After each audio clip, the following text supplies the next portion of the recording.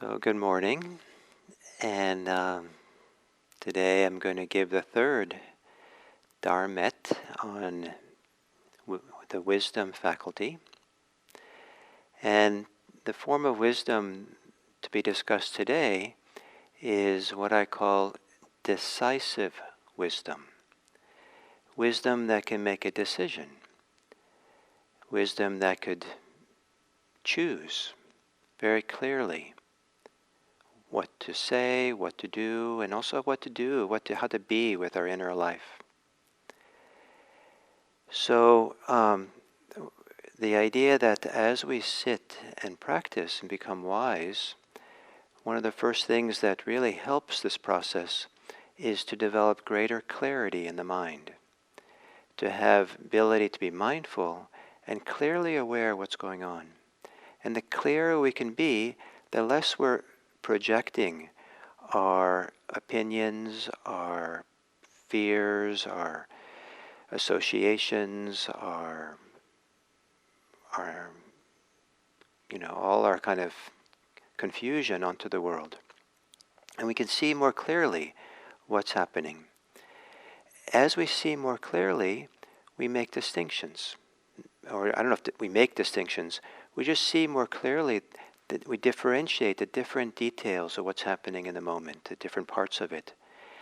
And that's the distinguishing wisdom I talked about yesterday.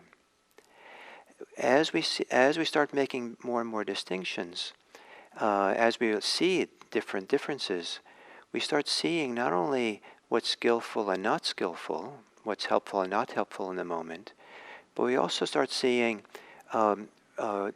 having a sense, understanding of the consequences of our actions.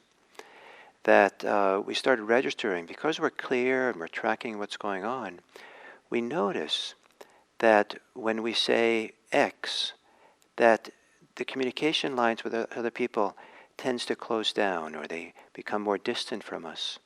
If we say Y, the communication lines are open. People may even come forward to participate more.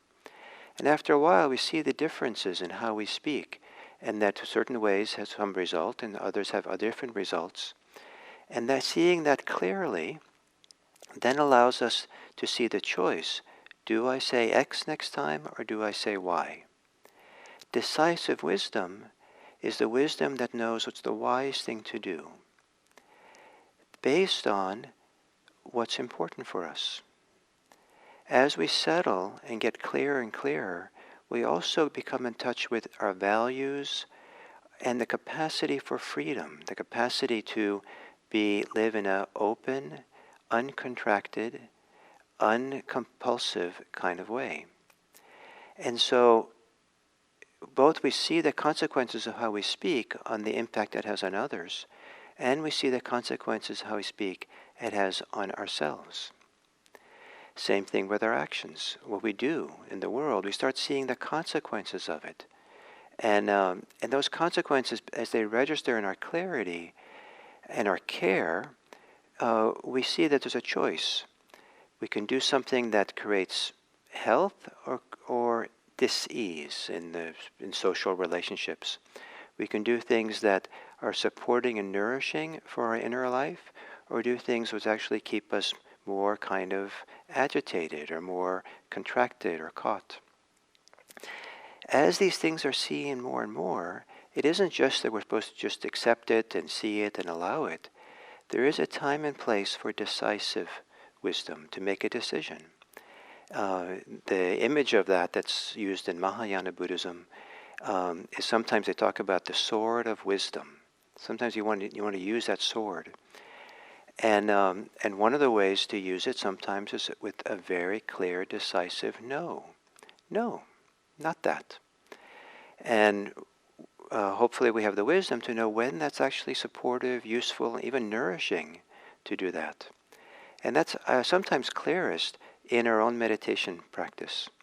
And that's why meditation is such a great laboratory to start seeing and learning about all these forms of wisdom.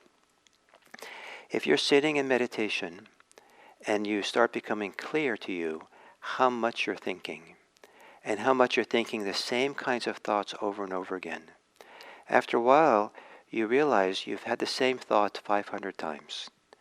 And nothing's really changed, except the thought is rather mean-spirited towards yourself. And here you go, maybe, the same thought again and again. And after a while you realize, wait a minute, this thought doesn't have a good impact on me. It's not healthy. And there's not much point to repeat the same thought 501 times. There's, nothing changes, just kind of going around and around. At some point, the sword of wisdom can come along, and sometimes you say, no, enough, very clearly. Sometimes it's like the thinking mind, parts of it, at least for some of us, not for all of you, at times is like a little 3-year-old. And I've learned that sometimes 3-year-olds need to have a very decisive no. It was hard for me to come to with my children, but once I learned the right way to say, no, you can't do that, they became happier. It was kind of like they were pushing the edges to find out where they were safe, and when they heard that no more of that, then they immediately relaxed and became happy. It was quite impressive to see. And so I think sometimes our mind needs to hear that clear no. No more of that kind of thinking. Probably it'll come back, but then we say, use the sword of no again. In the same way, we use, I don't know, maybe we don't call it a sword of yes, but maybe wisdom has I don't know, something very supportive. And sometimes what we do is say definitive yes. Yes, this is what I want to do. This is what I want to make my life about. These values, this freedom, this possibility of not being caught in contractions, compulsion. Yes, this is what I want. This is important. And, for some people, the Dharma practice is the most important thing in their life. And they say yes to it at the cost of everything else, because this is clearly what's most important. Maybe like an artist who decides that art is the most important, and they'll be starving artists. There are Dharma practitioners who become, not starving Dharma practitioners, but that they really say yes to something. So it's a decisive wisdom. Or decisive wisdom or how we speak. Yes, I want to appreciate this person. I want to say, oh boy, you've worked hard, and I really appreciate what you've done. And to say yes to that, as opposed to kind of like just, not saying anything perhaps. So this idea of decisive wisdom comes really clearly into play around what in Buddhism is called the Four Noble Truths. And this is one of the key wisdom teachings of Buddhism. And it involves seeing distinctions. It involves seeing very clearly what in Buddhism is called suffering. Very clearly what is the causes, the conditions, what contributes to the suffering. And clearly seeing, sometimes intuitively at first, and then more and more through experience, that there is the amazing possibility of having suffering end. Sometimes it's in small pieces, it's partial, but to start getting a sense, wow, I'm not locked in. It's not required to suffer so much. There is another way. And then to see the practices that support that possibility. To really see that clearly. And to make it a little bit maybe helpful for people, maybe simplify this Four Noble Truths. It's the statement that if there's craving, you will suffer. That craving itself is a form of suffering. The compulsions, the clinging, the resistance.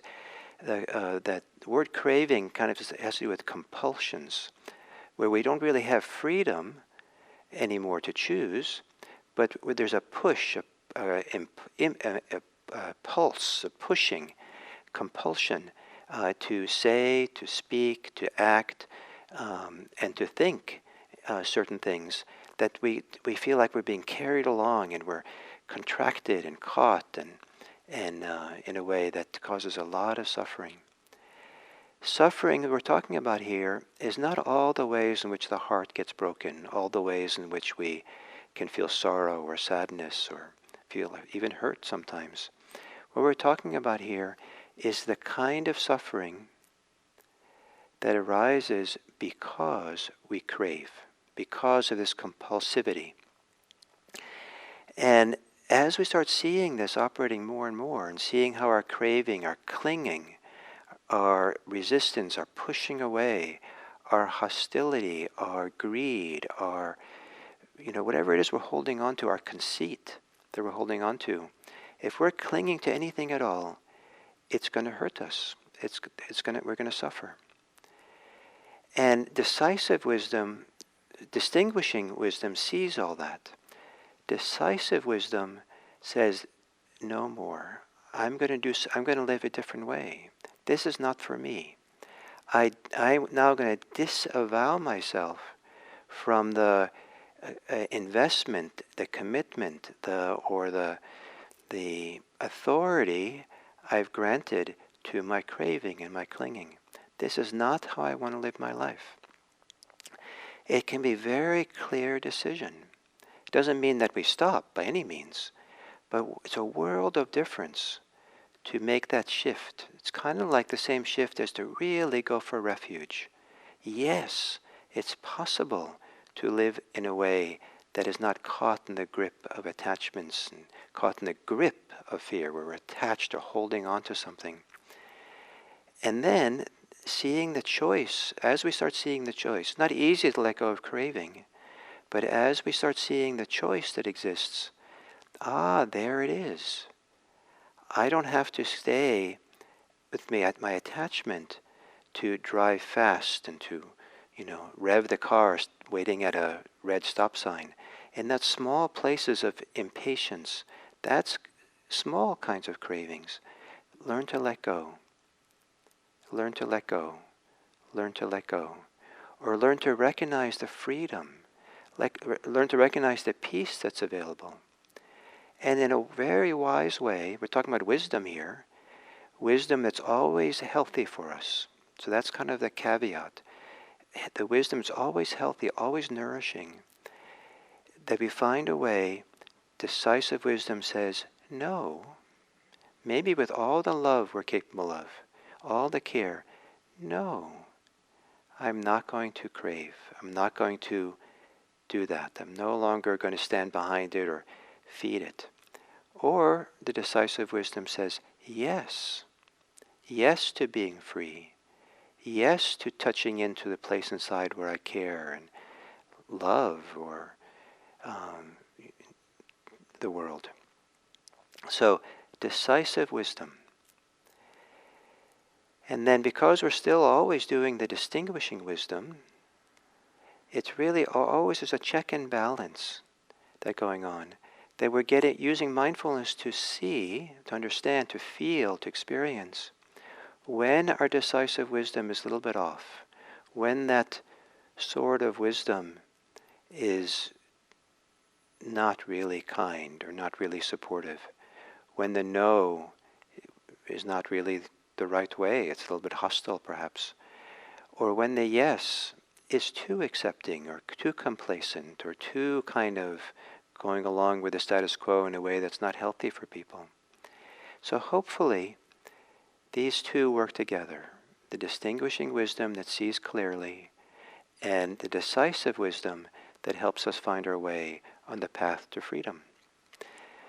May these two forms of wisdom support you and guide you, and I look forward to continuing these sequence about wisdom tomorrow.